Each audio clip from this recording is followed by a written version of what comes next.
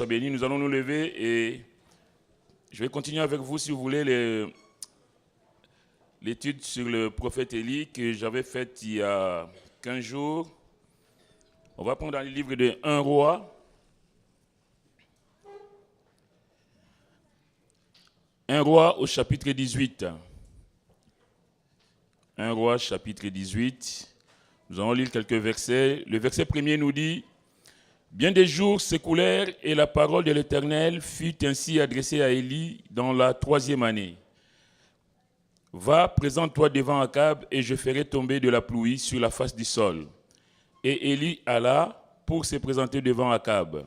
La famine était grande à Samarie. Souvenez-vous, Élie a dit à Akab qu'il n'y aura pas de pluie, sinon à sa parole. Et là, donc, ça fait 3 ans que la situation dure. Et là, Élie va se présenter. Dieu lui dit de se présenter devant Akab. Et la Bible nous dit que la famine était grande à Samarie. Au verset 17, il nous est dit: à peine Akab aperçut-il Élie qui lui dit: est-ce toi qui jettes le trouble en Israël? Élie répondit: je ne trouble point Israël, c'est toi au contraire et la maison de ton père, puisque vous avez abandonné les commandements de l'Éternel et que tu es allé après les Baals. Fais maintenant rassembler tout Israël auprès de moi à la montagne du Carmel, et aussi les 450 prophètes de Baal et les 400 prophètes d'Astarté qui mangent à la table de Jézabel. Akab envoya les messagers vers tous les enfants d'Israël et il rassembla les prophètes à la montagne du Carmel. Alors Élie s'approcha de tout le peuple et dit: jusqu'à quand clocherez-vous des deux côtés? Si l'Éternel est Dieu, allez après lui. Si c'est Baal, allez après lui. Le peuple ne lui répondit rien. Et Élie dit au peuple: je suis resté seul des prophètes de l'Éternel, et il y a 450 prophètes de Baal. Que l'on nous donne 2 taureaux, qu'ils choisissent pour eux l'un des taureaux, et qu'ils le coupent par morceaux, qu'ils le placent sur le bois sans y mettre le feu. Et moi, je préparerai l'autre taureau, et je le placerai sur le bois sans y mettre le feu. Puis, invoquez le nom de votre Dieu, et moi, j'invoquerai le nom de l'Éternel. Le Dieu qui répondra par le feu, c'est celui-là qui sera Dieu. Remarquez qu'il dit les dieux avec un petit d, mais celui qui répondra par le feu sera Dieu avec un grand D. Et tout le peuple répondit en disant: c'est bien. Après donc, les prophètes de Baal vont faire comme Élie a dit, ils vont invoquer leur Dieu, préparer les taureaux, et toute la journée ils vont prier pour que le feu tombe, et le feu ne va pas tomber. Au verset 30, il nous est dit: Élie dit alors à tout le peuple: approchez-vous de moi. Tout le peuple s'approcha de lui, et Élie rétablit l'autel de l'Éternel qui avait été renversé. Il prit 12 pierres, d'après le nombre des tribus des fils de Jacob, auxquels l'Éternel avait dit: Israël sera ton nom. Et il bâtit avec ces pierres un autel au nom de l'Éternel. Nous passons au verset 36. Au moment de la présentation de l'offrande, Élie le prophète s'avança et dit: Éternel Dieu d'Abraham, d'Isaac et d'Israël, que l'on sache aujourd'hui que tu es Dieu en Israël et que je suis ton serviteur et que j'ai fait toutes ces choses par ta parole. Réponds-moi, Éternel, réponds-moi, afin que ce peuple reconnaisse que c'est toi, Éternel, qui es Dieu et que c'est toi qui ramènes leur cœur. Et le feu de l'Éternel tomba et il consuma l'holocauste, le bois, les pierres et la terre, et il absorba l'eau qui était dans le fossé. Quand tout le peuple vit cela, ils tombèrent sur leur visage et dirent: c'est l'Éternel qui est Dieu, c'est l'Éternel qui est Dieu. Amen. L'Éternel est vraiment Dieu. Nous allons demander la grâce de Dieu. Seigneur, merci pour ce moment, merci pour ta parole. Ta parole qui est richement bénie, Seigneur, donne-nous de saisir ta pensée ce matin. Merci de parler au cœur, Seigneur, et merci de te glorifier pleinement au milieu de ton peuple. Bénis mon frère, ma soeur, les enfants, Seigneur, vraiment que tout ce qui sera fait dans ces lieux soit pour ta seule gloire. Nous te sommes reconnaissants de la grâce que nous avons, Seigneur, de pouvoir te connaître et de pouvoir crier à toi, Seigneur, quand les situations sont difficiles autour de nous. En tout cas, nous te bénissons et te disons encore merci au nom de Jésus. Amen. Amen. Pouvez vous asseoir. Alors, j'ai donné pour titre à ce message, l'Éternel est le seul Dieu. Il n'y en a pas d'autre. Nous l'avons lu, les temps sont mauvais, la famine bat son plein. 3 ans sans qu'il y ait une goutte d'eau qui soit tombée, et ça, forcément, ça fait des dégâts. Donc, les temps sont difficiles en Israël. Pour rappel, le roi Akab, nous avons dit l'autre jour que la Bible le dit, c'est un roi, un mauvais roi qui a épousé une femme païenne, une femme qui l'a entraîné dans l'idolâtrie, mais en tout cas, pas seulement l'a entraîné, mais là a plutôt amplifié le phénomène d'idolâtrie en Israël. Vous savez, quand on connaît Dieu et qu'on met Dieu de côté, mes frères, mes sœurs, on risque d'en payer le prix. Et comme disait la sœur tout à l'heure, j'ai appris à obéir parce qu'il y va de ma vie. Combien nous devons obéir à la parole de Dieu, mes frères, mes sœurs? Combien nous devons être attentifs à ce que Dieu attend de chacun de nous. Donc Élie avait bien annoncé qu'il n'y aura pas de pluie jusqu'à ce que Dieu intervienne pour montrer que Dieu existe. Il y a des situations dans nos vies, en tout cas j'ai béni le Seigneur pour le témoignage tout à l'heure, qui nous rappellent que Dieu existe. Quelquefois, on fait notre vie, on a l'impression que je vis par moi-même, je fais des choses parce que je veux bien les faire. Et on oublie qu'il y a la main de Dieu sur nous. Alors, comme le peuple s'est mis à adorer Baal, Baal c'est le dieu de l'orage, de la nature, de la fertilité, Dieu a fermé les vannes célestes. Dieu ouvre les vannes célestes afin qu'il tombe de la pluie. Et là, le peuple a désobéi, le peuple a été voir d'autres dieux, alors que la Bible dit, Dieu dira au peuple que je suis votre Dieu et je suis un Dieu jaloux. Vous savez, quand je faisais mes premiers pas de chrétien, je ne comprenais pas comment Dieu peut être jaloux, parce que pour moi, la jalousie, c'est quelque chose de pas bien. Je dis, bon, jaloux, mais jaloux pourquoi? Et finalement, j'ai compris que quand Dieu dit qu'il est jaloux, c'est qu'il nous veut à lui et à lui tout seul. Dieu n'est pas dans les mélanges.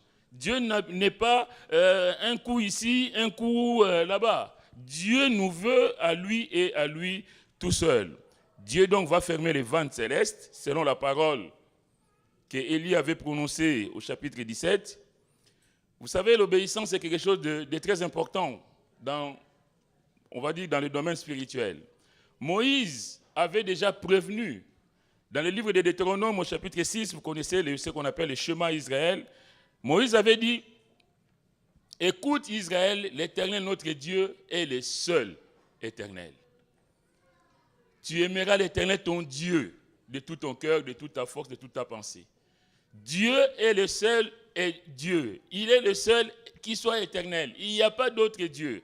Mais combien le cœur de l'homme que nous sommes est méchant, tortueux, et quelquefois, on ne tient même pas compte de ce que Dieu nous dit.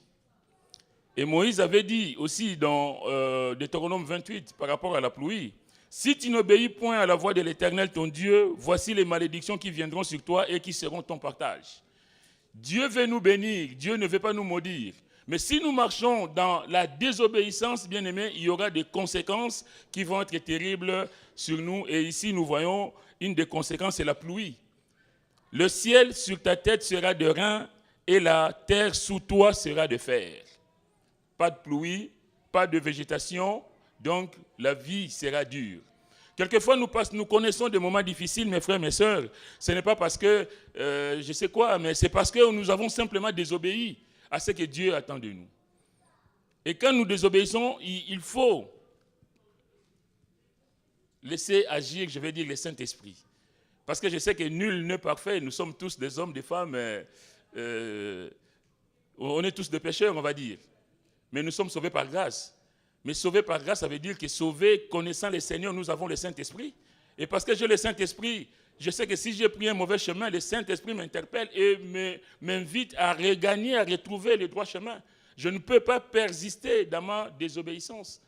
Mais combien d'entre nous, nous sommes désobéissants et on est conscient et on se plaît à rester dans cette situation et après on commence à se plaindre. Le ciel sur ta tête sera de rein, la terre sous toi sera de fer. En d'autres termes, tu connaîtras la faim et la soif qui te conduiront à la mort. Évidemment, s'il n'y a pas de l'absence de pluie, c'est synonyme de sécheresse. Quand on est sec, c'est la mort.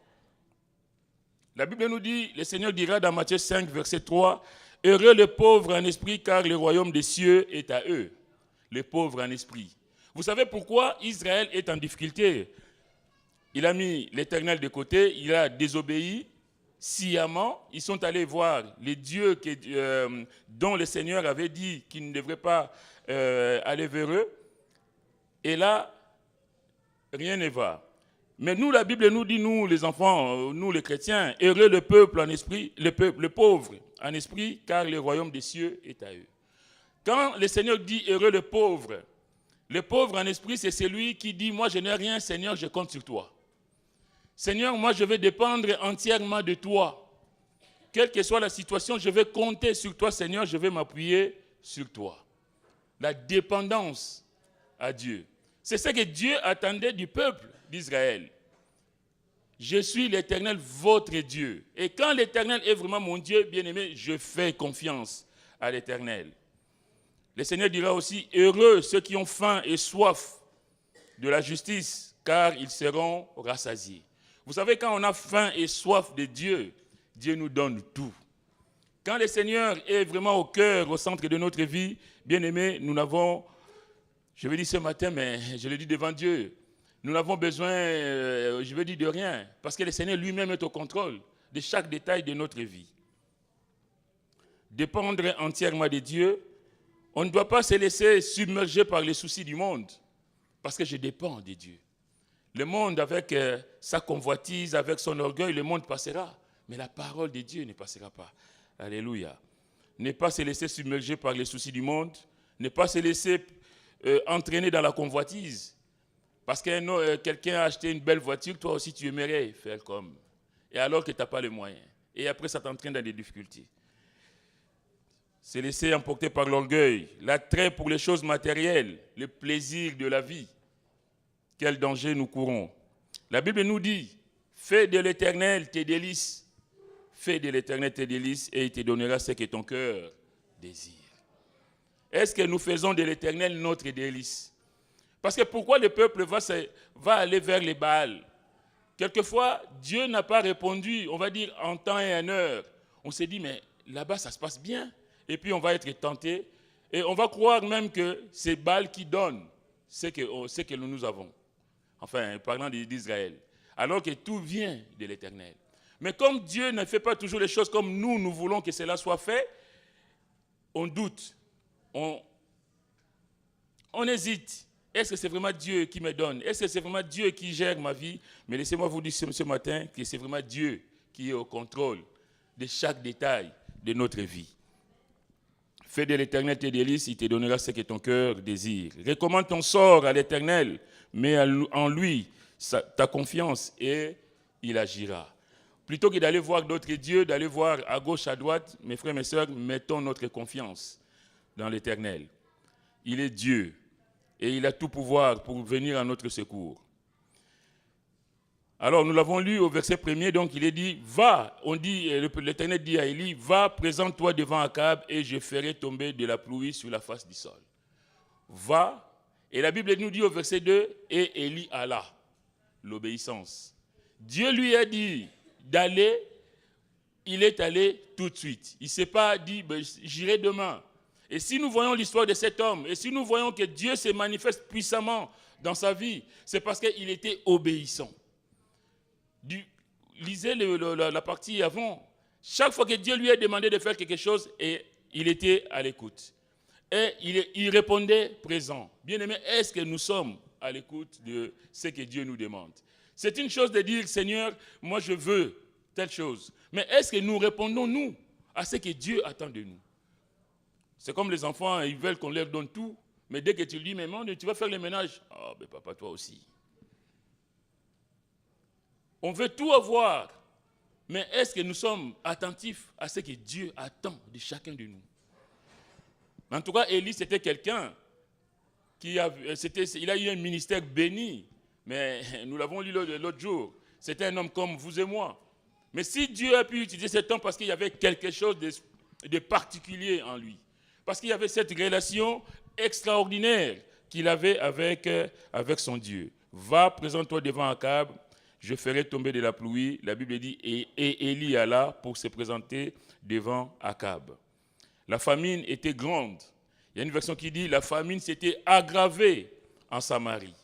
Et on voit ici que cet homme était obéissant. Cet homme, cet instrument entre les mains du Seigneur, il était disponible. À tout moment, Dieu avait besoin de lui, d'aller au torrent de Kérit, il est allé, d'aller à Sarepta, il est allé, et d'aller voir Akab, il est allé. Il ne s'est pas posé de questions.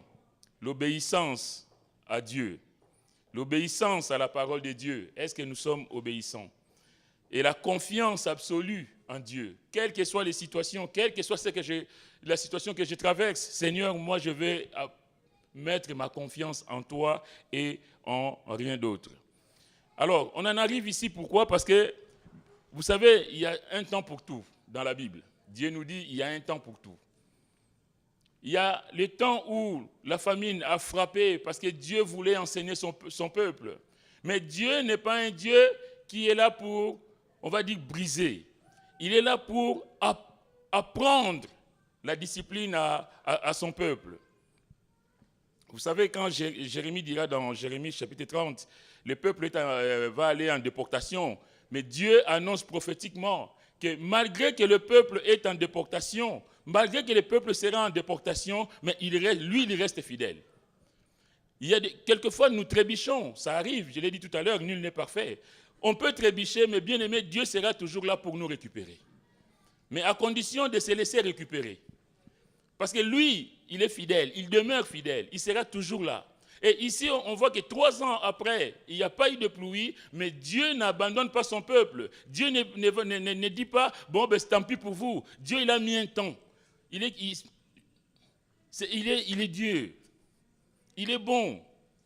Il punit, mais pas pour détruire. Il n'est pas comme certains parents, quand ils tapent sur l'enfant, mais c'est quand on se demande si c'est vraiment son enfant. Mais Dieu, quand il corrige pour te redresser, pour nous ramener sur le droit chemin.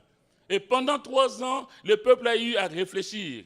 Oui, 3 ans, on n'a pas eu de pluie. 3 ans de la souffrance, la famine grandit, gronde en Samarie. Et là, Dieu va se manifester. 3 ans que tu traverses par des moments difficiles parce que tu m'as oublié. Mais maintenant, je vais te montrer que je suis le Dieu qui est au contrôle de chaque détail de ta vie. Et je vais glorifier mon nom. Alors Jérémie dira, je suis avec toi pour te délivrer. J'anéantirai toutes les nations parmi lesquelles j'étais dispersé. Il a permis la déportation, donc l'exil du peuple. Mais il dit en même temps, vous reviendrez. Dieu a toujours un deuxième plan. Ce n'est pas quelqu'un qui dit les choses définitivement, c'est fini pour toi. Peut-être tu es là ce matin, je ne sais pas, je ne connais pas la vie des gens. Mais quelquefois dans nos cœurs, on se dit, Seigneur, mais ce que je fais, c'est fini quoi. L'homme dira, c'est fini entre nous. Ta femme va te dire, ah bon, tu as fait ça, c'est fini. Ton mari va dire, ah bon, tu étais comme ça, alors c'est fini. Oublie-moi. Dieu va dire, ah bon, tu as fait ça, mais pourquoi tu as fait ça?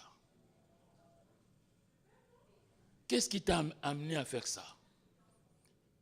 Est-ce que je n'étais pas présent? Est-ce que je n'étais pas... Et puis, toi, tu vas regarder, tu dis non, il est tellement bon. C'est pourquoi même la femme adultère, dans la Bible, on voit cette femme, ce n'était pas prévu, mais ça me vient comme ça, cette femme qui est là, et tout le monde veut la lapider. Et Jésus va dire, où sont ceux qui t'ont condamné? Personne n'a t-il condamné? Mais va et ne pêche plus. Mais la loi disait quoi? Elle méritait la lapidation. Mais séance tenante, quoi. Elle devrait être lapidée sur les champs. Mais il y a toujours ce côté-là, ce cœur compatissant, miséricordieux, qui va dire, je sais que tu es faible. Ce qui t'est arrivé, je ne suis pas ici pour encourager le péché loin de moi, mais pour vous dire que si jamais il y a eu une faiblesse dans ta vie, sache que tu vas te connaître des moments difficiles, tu vas traverser, parce que tu vas sentir le fait d'être éloigné de Dieu. Hein. Tu vas sentir la souffrance, hein, parce que c'est une souffrance. Un enfant de Dieu qui trébuche, qui voit cette séparation avec Dieu. Si on aime Dieu et que par je ne sais pas quoi, il y a cette souffrance qui va s'abattre sur toi, tu vas comprendre. Mais Dieu sera toujours là s'il voit ton cœur, ce cœur repentant, ce cœur sincère qui va dire Seigneur, je ne sais pas ce qui m'a pris, je ne sais pas ce qui m'a conduit sur ce chemin, Seigneur, mais je suis là. Viens à mon secours. Et le Seigneur répondra. Jérémie dira donc, mais toi, le Seigneur dit donc par Jérémie, mais toi, je ne t'anéantirai pas. Je vais anéantir le peuple qui t'ont fait captif, mais toi, je ne t'anéantirai pas. Je te châtierai avec équité. Quand Dieu châtie, il châtie avec équité. Et la Bible dit, je ne puis pas te laisser impuni. La justice de Dieu fait que Dieu va nous châtier. Mais Dieu, quand il châtie, comme je disais tout à l'heure, c'est pour te ramener sur le droit chemin. Ce n'est pas pour détruire. D'ailleurs, le mot qui donne corriger, c'est ça, correctum, rendre droit.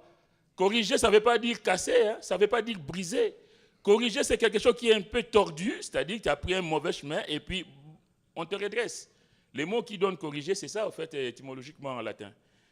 C'est pas, on leur dit recto verso, il y a le côté rectum, dans le côté droit et le côté...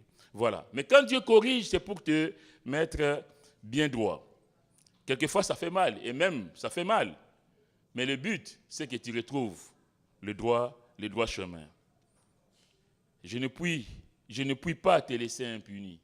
Sa justice l'oblige à te châtier. Ton enfant qui fait une bêtise à la maison, tu es obligé de le corriger pour que l'enfant apprenne la leçon, pour qu'il ne recommence plus ce qu'il a fait. Et avec Dieu, c'est pareil. Donc il y a un temps de correction, il y a un temps où Dieu dit, bon, ça y est, la correction a suffi. Maintenant, je pense qu'il a compris la leçon et je vais lui montrer que je suis là, je suis toujours son père et je vais agir. D'ailleurs, vous pouvez lire dans Hébreux 12, c'est toujours ça, et c'est toujours dans le même sens de la correction, que Dieu nous châtie. Dieu châtie ses enfants parce qu'il les aime, parce que nous sommes des fils. Celui-ci, Dieu ne te châtie pas, c'est qu'il n'a rien à faire de toi, c'est que tu es déjà perdu. Si tu es en train de vivre une vie désordonnée, sans te soucier, c'est que c'est mort. Mais s'il y a la souffrance, s'il y a quelque part, tu sens que... Il y a des choses qui ne vont pas, c'est que Dieu veut te parler, Dieu veut te ramener sur le droit chemin et Dieu a besoin de toi, que tu te répandes, que tu changes de direction. Alors, Dieu va envoyer Élie pour que la pluie tombe. C'est par la bouche d'Élie, au chapitre 17, Élie avait dit au verset 1er aussi, nous l'avons lu la dernière fois, où Élie avait dit, Élie le Tishbite, l'un des habitants de Galate, dit à Akab, l'Éternel est vivant, le Dieu d'Israël, dont je suis le serviteur, il n'y aura ces années-ci ni rosée ni pluie, sinon à ma parole. Et là, c'est Dieu qui va l'envoyer. Maintenant, ça y est, ça fait le temps a coulé et maintenant, je vais faire pleuvoir. Et retourne voir Akab. Et Élie va venir voir Akab. Et vous savez, Akab va lui dire au verset 17, « Est-ce c'est toi qui jettes les troubles en Israël ?» Ça s'appelle la diversion. Cet homme est convaincu que c'est à cause de Baal, c'est à cause de l'idolâtrie, c'est à cause du péché du peuple, c'est à cause du mauvais choix qu'il a fait d'épouser une femme sidonienne qui a amplifié l'idolâtrie en Israël. Il est conscient qu'ils sont en train de payer à cause de ces péchés et il va dire, je vais dire ici courageusement au prophète, et c'est toi qui jettes les troubles en Israël. Mais ça, c'est le plan de l'ennemi. L'ennemi sera toujours là pour nous distraire, pour mentir, pour faire comme si tout allait bien, alors qu'il sait bien que rien ne va. Ce sont les responsabilités inversées. Il est la cause, en tout cas l'une des causes du fait que le pays est en souffrance, et il va dire, c'est toi qui jettes le trouble en Israël. Et la réponse du prophète ne se fait pas attendre. C'est toi et la maison de ton père. Il faut que les choses soient claires. Et Élie va lui dire, vous avez abandonné l'Éternel, vous êtes allé voir d'autres dieux, et voilà les conséquences. Mais frères et sœurs, si on abandonne Dieu, si Dieu n'est plus au centre de notre vie, je me répète, mais ça vaut le coup, on risque de subir des choses effroyables. Et Élie va être face au peuple. Verset 21, nous l'avons lu. Il dit au peuple, « Jusqu'à quand clocherez-vous des deux côtés ?» Jusqu'à quand? Et ça, c'est la question qui tue. Vous êtes le peuple de Dieu. Dieu a été vous chercher en Égypte. Dieu vous a amené sur la terre promise. Arrivé sur la terre promise, vous êtes allé vers d'autres dieux. Et là, vous êtes en train de mélanger les cultes. Il y a le culte de Dieu, il y a le culte de Baal. Mais où êtes-vous? Bien-aimé, dans la vie, il faut faire un choix. Dans la vie, il faut faire un choix. On ne peut pas rester comme ça, un pied dans le monde, un pied à l'église. On ne peut pas dire qu'on est chrétien le dimanche et le reste du temps, on fait sa vie autrement. Ça, c'est quelque chose de pas logique. On est chrétien 100%.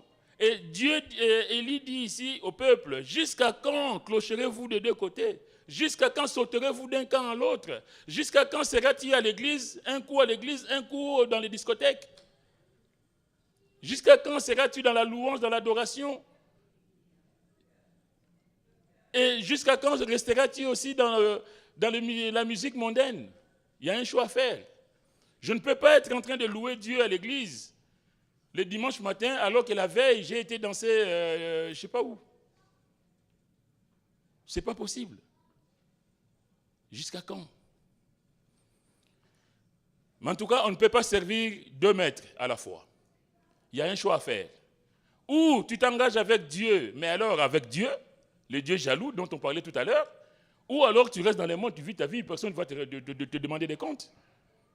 Mais combien d'entre nous, nous sommes, entre guillemets, enfants de Dieu, mais notre vie n'est pas du tout conforme à ce que Dieu attend de nous. Et ça, je vais dire ce matin, mais quelle tristesse. On ne peut pas servir deux maîtres, on ne peut pas être avec Jésus et avec l'autre en même temps. On ne peut pas être à l'église et en même temps vivre une vie désordonnée. Une vie désordonnée. C'est ce que je disais tout à l'heure, que Moïse avait prévenu le peuple. Écoute Israël, l'Éternel, notre Dieu, est le seul éternel. Notre Dieu, le Dieu que nous connaissons, le Dieu dont nous parlons maintenant est le seul, il n'y en a pas d'autre. Et je ne veux pas avoir un deuxième Dieu à côté. Je ne veux pas avoir des idoles à côté. Tu aimeras l'Éternel, ton Dieu, de tout ton cœur, de toute ton âme, de toute ta force. Quand on aime le Seigneur, bien-aimé, on reste fidèle. Quand on aime le Seigneur, c'est Dieu-là que nous connaissons, l'unique, le seul vrai Dieu. Seigneur, je reste attaché à toi jusqu'au bout. Et Moïse avait dit, ces commandements que je te donne aujourd'hui seront dans ton cœur. Là, on est encore avant la traversée. Hein. Moïse, qui était l'homme plein d'esprit, un instrument de bénédiction entre les mains de Dieu. Moïse avait vu. Vous savez, le Deutéronome, c'est la deuxième loi, en fait. Deuxième loi, entre guillemets, pour dire que c'est le rappel de la loi. Moïse, lui, il sait qu'il ne va pas rentrer dans la terre promise, mais il prévoit, il prépare le peuple. Quand vous serez sur la terre promise, soyez fidèles. N'allez pas voir ailleurs. Ces commandements que je te donne aujourd'hui seront dans ton cœur. Et le peuple a oublié ces commandements. Combien nous oublions, nous aussi, la parole de Dieu. Quelquefois, nous sommes à l'église, on est touché par le message. Mais quand on sort de l'église, la vie reprend, hélas, son cours. Raison pour laquelle Moïse dira au peuple de Dieu, il dit, le Seigneur dit, j'en prends aujourd'hui à témoin, c'est dans Deutéronome chapitre 30, j'en prends aujourd'hui à témoin contre vous le ciel et la terre. J'ai mis devant toi la vie et la mort, la bénédiction et la malédiction. Choisis la vie afin que tu vives. C'est ce que Élie demande ici. Jusqu'à quand serez-vous d'un camp, passerez-vous d'un camp à l'autre? Mais Dieu nous dit, j'ai mis devant toi la vie et la mort. Il y a deux choses, il n'y a rien au milieu. Il y a la vie et la mort. Il y a le monde ou l'église. Choisis l'église, mon frère, ma soeur. Et Dieu prend position pour ses enfants. Il dit, choisis la vie afin que tu vives, toi et ta postérité.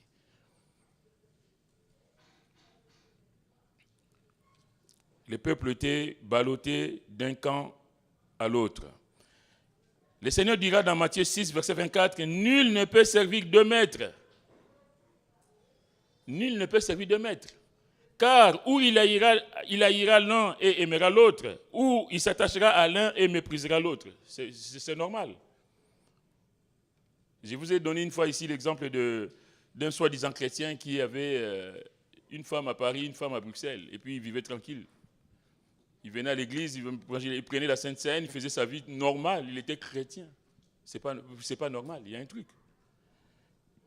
C'est pas possible.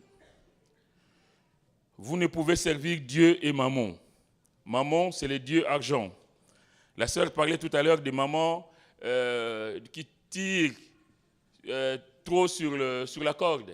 Je voulais dire, mais les hommes aussi. Moi, j'ai des amis, des collègues, qui travaillent nuit et jour. Vous savez, à l'hôpital, avec le manque de personnel, les gens, ils travaillent ici, ils travaillent là-bas, pour gagner beaucoup d'argent. Au détriment de la vie familiale. Évidemment, si tu n'es jamais à la maison, parce que tu veux gagner plus, comme dirait l'autre, travailler plus pour gagner plus. Mais il y aura une souffrance quelque part. Forcément. Dieu nous a donné un temps pour travailler, pour se reposer, pour dormir. Et toi, tu dis non, je suis jeune, j'ai 20 ans. Ah, j'ai la vie devant moi. Tu vas travailler nuit et jour, tu vas voir quand l'arrêt cardiaque va arriver. Que Dieu nous aide. Mais c'est vrai, quand on est en train de courir derrière l'argent, parce qu'il faut que je fasse des choses. Ah, moi j'ai des projets. Ah, moi je dois acheter une maison. Et moi je vais construire en Afrique. Et moi je vais bâtir. Et moi je vais acheter une belle voiture. Et tu gagnes 1000 euros, 1500 euros. Moi j'aime bien 1500 euros parce que c'est la moyenne. Je gagne. Et puis là, tu es dans des gros projets que tu ne peux réaliser. Ça s'appelle la convoitise. Parce que tu as vu René dans sa belle voiture, tu dis, je veux celle-là comme René.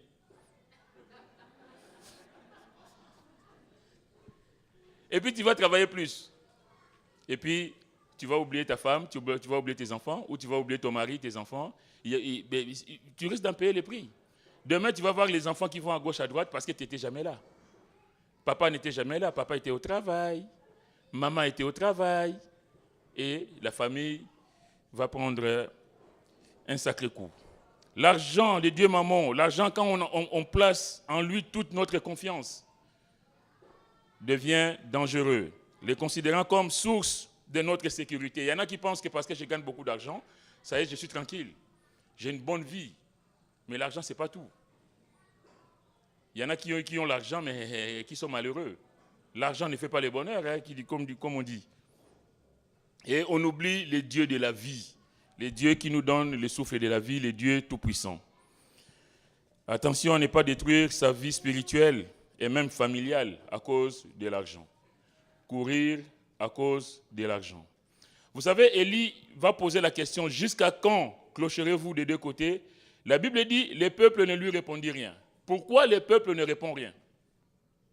Moi, je pense que parce qu'ils n'ont pas d'argument. Quel argument peut-on avoir pour dire qu'on rejette Dieu, qu'on n'aime pas Dieu? Et quel argument peut-on faire valoir pour dire que moi je préfère Baal, un Dieu qui n'existait pas? Donc là, la Bible nous dit, le peuple ne répondit rien. Parce qu'il n'a rien à répondre. Manque d'arguments ou simple mauvaise foi, ça peut arriver. Il y a des gens de mauvaise foi, je ne dirais rien parce que je n'ai pas envie. Manque de connaissance de Dieu. Évidemment, quand on n'a pas la connaissance, on n'a pas d'argument. Comment tu vas justifier quelque chose si tu n'as pas la connaissance requise pour ces dossiers-là? Ça peut être aussi la souffrance. On peut comprendre le peuple. La souffrance a tellement ravagé pendant 3 ans qu'on s'est dit, tant pis, hein, que ce soit Dieu, Baal ou l'Éternel, fais ce que tu veux. Mais en tout cas, quelle que soit la situation, rien ne peut nous séparer de l'amour de Dieu. Vous savez, le peuple pendant 3 ans n'a pas eu grand-chose à manger, et donc c'est la débandade, c'est panique à bord en Israël, mais quel que soit, pour les enfants, pour le peuple de Dieu, en tout cas pour nous, quelle que soit la situation qu'on peut connaître, bien aimé, que rien ne nous sépare de l'amour de Dieu. Que rien ne vienne perturber cet amour avec le Seigneur. Que dans les moments de joie, dans des moments de peine, Seigneur, tu es Dieu. Et je vais te bénir. Je vais rester attaché à toi, Seigneur. Je ne comprends pas les choses que je vis. Je ne comprends pas la situation que je traverse. Seigneur, mais je continue à te faire confiance. C'est pourquoi l'apôtre Paul dira, qui nous séparera de l'amour de Christ? Serait-ce la tribulation, l'angoisse, la persécution, la faim, la nudité, le péril, l'épée? Qui? Qu'est-ce qui va me séparer de l'amour de Christ? Et l'homme de Dieu dira, dans toutes ces choses, nous sommes plus que vainqueurs, parce que c'est lui qui nous a aimés. Seigneur, je sais que tu m'aimes, et quelles que soient les choses, quelles que soient les choses de la vie, les situations de la vie, Seigneur, je sais que toi, tu es fidèle. Peut-être que la faille est de mon côté, peut-être que c'est dans ta volonté que je connais cette situation, mais demain, ce sera autre chose. Alors, Élie va faire donc cette proposition, parce qu'il sait en qui il a cru. Il sait que Dieu va répondre. Et il va proposer, bon, vous prenez 2 taureaux, chacun prendra un de taureaux, et puis on va invoquer les dieux, chacun son Dieu, et le Dieu qui répondra, c'est celui-là, par le feu, sera Dieu. Extraordinaire. Et si Baal n'a pas répondu, je fais vite, si Baal n'a pas répondu aux prières de ses prophètes durant toute la journée, car une idole n'a aucun pouvoir, sinon diabolique. Qu'est-ce qu'une idole peut faire par rapport aux éléments de la nature? Que voulez-vous qu'un morceau de bois puisse vous apporter? En tout cas, la Bible nous dit, les idoles, elles ont une bouche et ne parlent point.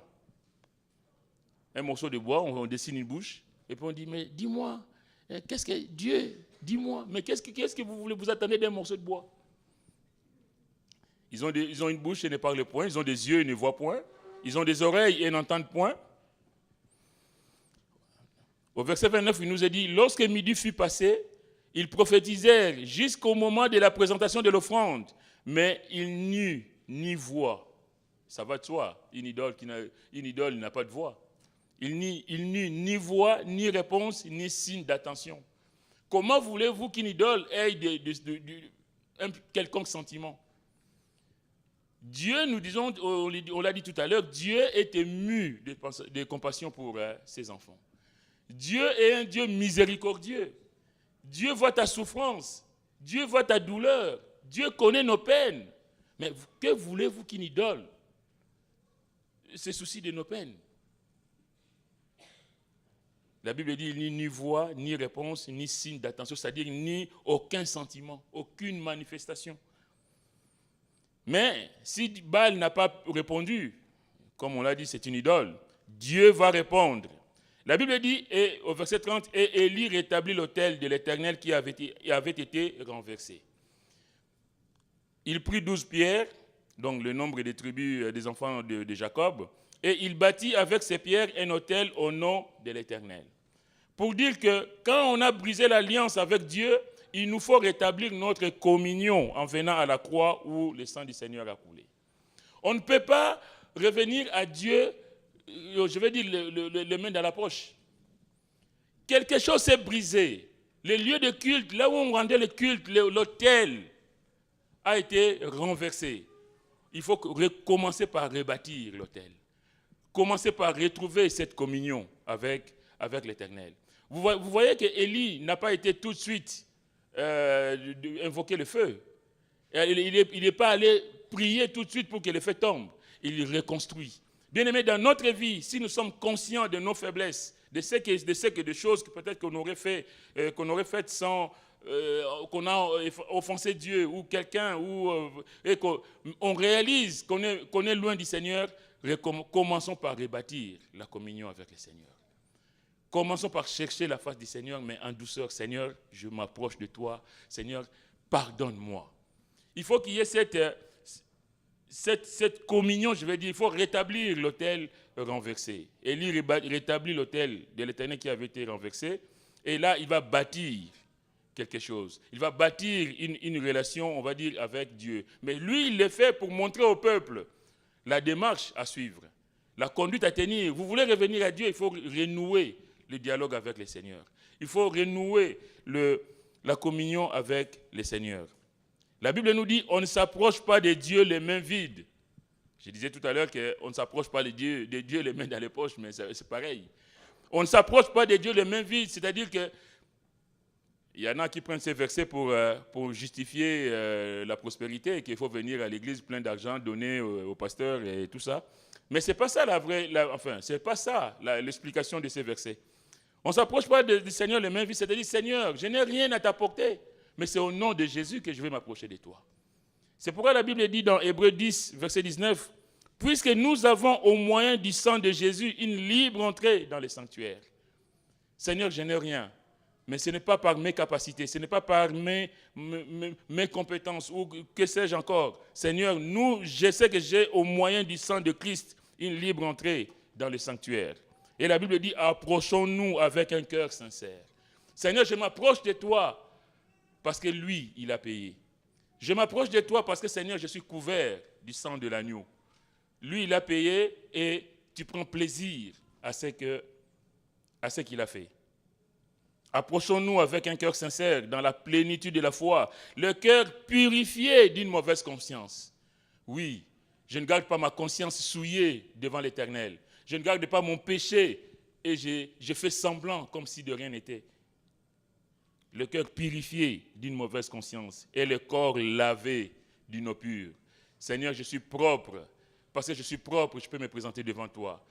Je ne peux me présenter que Seigneur parce que le Seigneur Jésus, lui, il a payé. La croix est la réponse de Dieu à la rébellion de l'humanité. Élie va rétablir l'autel. Et l'autel, c'est symbolique de la croix du calvaire. C'est là où la communion entre l'homme et Dieu s'est faite. La croix est la réponse de Dieu à la rébellion de l'humanité, à toutes les souffrances engendrées par le péché. Le péché a engendré la mort.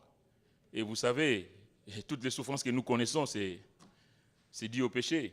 Toutes les misères que nous traversons, c'est dû au péché. Le péché est venu corrompre ce qui était parfait.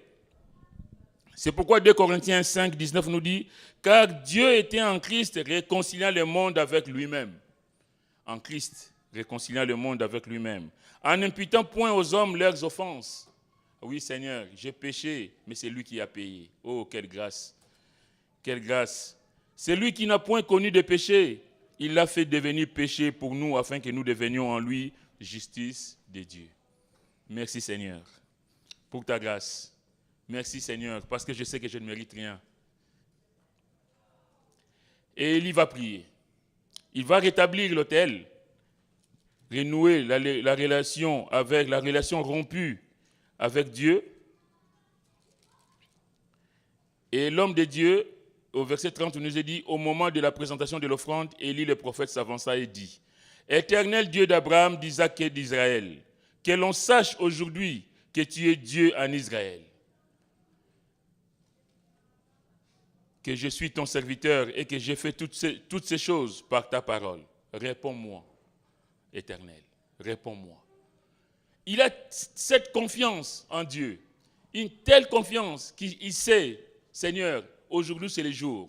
Baal a été invoqué, rien ne s'est produit. Mais Seigneur, ils sont 450 prophètes et je suis tout seul. Mais Seigneur, parce que j'ai une relation avec toi, je sais que ce que je te demande, tu le feras. Alléluia.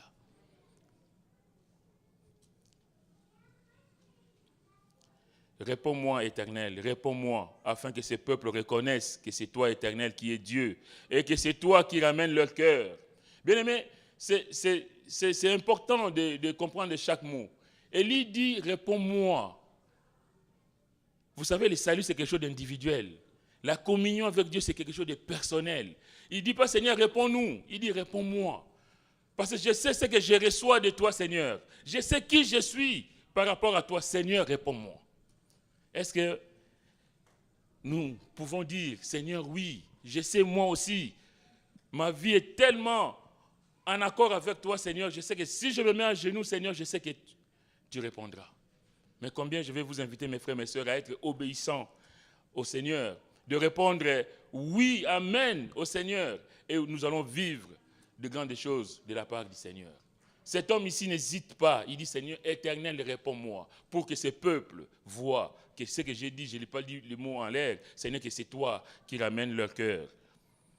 La Bible dit, et le feu de l'Éternel tomba et il consuma l'holocauste, le bois, les pierres et la terre, et il absorba l'eau qui était dans le fossé.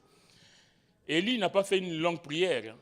Quelquefois, on fait des prières kilométriques, pensant que c'est avec ces prières qu'on va toucher les cœurs de Dieu. Vous savez, en hébreu, la prière d'Élie, c'est 41 mots. 41 mots. Bref, précis, mais touchant le cœur de Dieu. On n'a pas besoin de se perdre dans des futilités. Il sait où il a puisé sa force. Il sait quelle communion, quelle relation il a avec son Dieu. Et il va dire, réponds-moi, Éternel. Et la Bible dit que le feu va tomber et va consumer l'holocauste. Et verset 39, quand tout le peuple vit cela, ils tombèrent sur leur visage et dirent, c'est l'Éternel qui est Dieu, c'est l'Éternel qui est Dieu. Et Dieu a gagné. Le nom de Dieu a été glorifié. La prière d'Élie n'a pas été une prière pour son besoin personnel, mais pour que le nom du Seigneur soit glorifié. Bien-aimés, combien nos prières doivent être pour la gloire de Dieu. Seigneur, je ne vais pas prier pour qu'on me voie moi, mais pour que toi tu sois honoré. Et nous, vous savez, le feu, c'est le jugement de Dieu qui tombe, qui consume l'holocauste. Mais le feu, c'est aussi le feu que nous avons en nous, le feu de l'esprit. Cette puissance que nous avons, quand nous demandons à Dieu les choses, que le Seigneur puisse nous utiliser, nous faire en sorte que, par le feu de l'esprit, que nous puissions avoir des résultats dans nos prières. Les chrétiens doivent prier pour que le feu du Saint-Esprit consume les œuvres de l'ennemi et manifeste la puissance du Seigneur en nous. Élie avait cette foi, il avait cette conviction et il avait le feu de Dieu en lui qui a fait que le feu descende et consume l'holocauste. La Bible nous dit, vous recevrez une puissance, le Saint-Esprit venant sur vous et vous serez mes témoins. Et nous connaissons la suite. Quand le Saint-Esprit est descendu sur les apôtres, bien aimés, on voit dans les actes des apôtres que les miracles ont commencé. Le paralytique de la belle porte qui va marcher, les morts ressuscités, et jusqu'à l'apôtre Paul, on voit des choses extraordinaires. Parce que nous avons le feu du Seigneur en nous. Parce que nous avons choisi, plutôt que d'être sur un côté ou de l'autre, que nous avons choisi d'aimer le Seigneur notre Dieu, de lui faire confiance. Et parce que nous aimons le Seigneur, et parce que nous cherchons à avoir cette relation profonde, durable avec le Seigneur, bien-aimé, si tu veux voir la main de Dieu, ce matin, je vais te dire simplement, cherche à entretenir cette relation avec le Seigneur. Cherche à être fidèle au Dieu Tout-Puissant. Arrête d'aller à gauche ou à droite. Sois fidèle au Seigneur et le Seigneur agira. Que Dieu nous bénisse et que Dieu nous aide. Et vraiment que cette parole nous aide à comprendre que seul l'Éternel est le véritable. Que Dieu vous bénisse. Amen.